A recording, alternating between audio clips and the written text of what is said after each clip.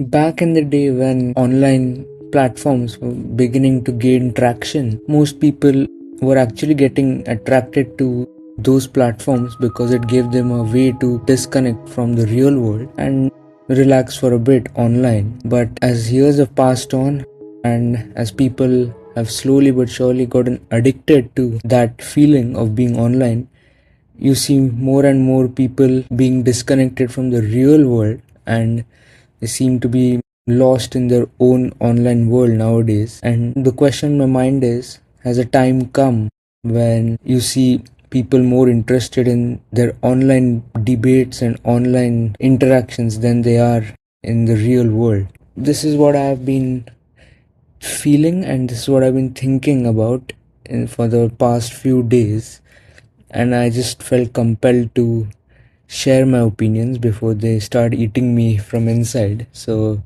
here I am.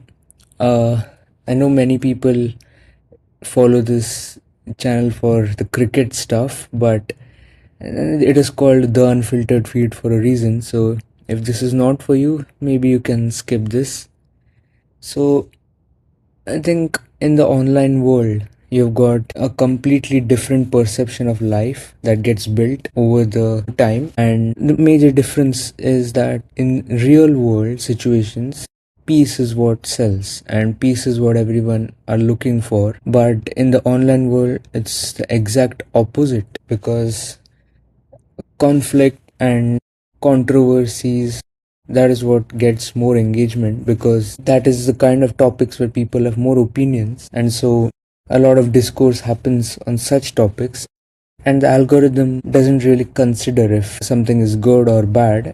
The only metric it looks at is the attention given to it by people, and those are the things that it amplifies. So naturally you start seeing all the conflicts or negative stuff popping up more and more, because that is what gains traction online. And then people who post online also begin realizing that controversial takes and negative news is what gets more and more interaction, so that is what they naturally tend to post more. So this is kind of a vicious cycle that gets formed, and that is how things change. And I think that is what is hampering a lot of people who spend a lot of time online, because they don't realize it, but over time they are falling into this trap of being surrounded by negative news and a lot of controversies and all of that, and that is what they start assuming is happening all over the world, when in fact only those kind of news are being amplified because they get more traction. So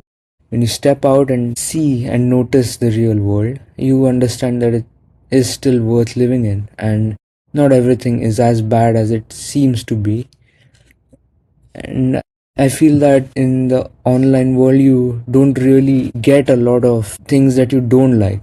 So over time, if you don't like something, the algorithm kind of figures it out and it stops feeding you such news or such topics. So over time, you only see things that you like and you agree with.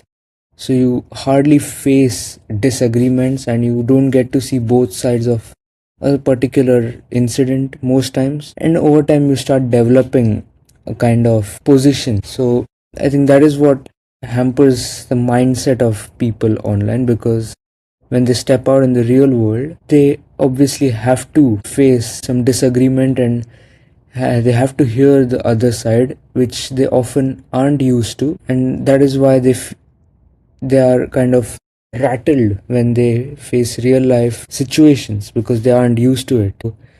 Over time you lose the ability to take a stance, because for taking a stance you need to know the entire story, which you don't. You have seen people who are online live in their own world, and those are the kind of people who become very boring to interact with in real life. And I don't know, this is just my personal experience, but people who like to live life in a real way, and maybe I think they have a different perspective to look at things, and they notice a lot of things that most people don't. And I think this has become a minority in the world, which is sad, but it is true. Most people see being online as something they need to do, because otherwise they will miss out. I haven't experienced it myself, and I think I'm lucky because maybe in the earlier stage of my life when I was 15 or 16 and didn't understand such things, if at that time I would have felt this way, I too would have been on all the social media platforms and fallen into that trap myself. But now that I'm at this stage of my life where I can understand how it can harm me, and I haven't kind of experienced being on social media, and I've understood downsides, I think it's safe to say I have successfully avoided falling into that trap. People are operating their social media accounts anonymously. They're faceless, they don't use their original names either, so they don't count themselves accountable for whatever they do because there aren't any consequences. No one is going to identify you from your social media name in the real world. When people are left alone, that is when they become the most dangerous versions of themselves because there's no one to monitor or see what they're up to, and eventually it leads to them in a way thinking that they have infinite power, and infinite power with no consequences is one of the deadliest combinations. People seem to get a dopamine hit when they are online and they get to see content that they agree and they like, and that is the only thing that keeps popping up because at the end of the day the social media platforms want you to click more and stay on their site more, so they will obviously not want to show things that you may disagree with. So it is up to you to understand where you have to draw a line and not believe everything you see on social media.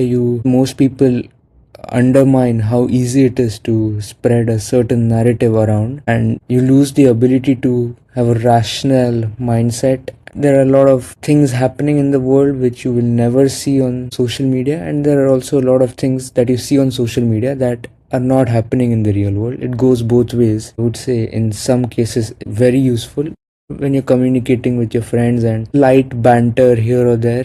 I think that is what you need, and that is what was the original purpose of people being attracted towards these sites. But over time that has been lost. People rely on social media for the news, which is some of the, I don't want to say it, but one of the dumbest things that I've heard people do. And it is sad because a lot of people do it, and you don't even realize how many times you have been baited online because you don't even try to verify it because you believe everything you see online. So I think something that I've been learning recently is how to not trust everything you see online and kind of have a way to verify it yourself, or first of all not rely on social media for news. And I think I was never really into following global news. I'm having to do it for a certain reason in the last couple of months, but I think it has helped me a lot in understanding how the general audience gets played online. And I think I'm just grateful that I never fell into it.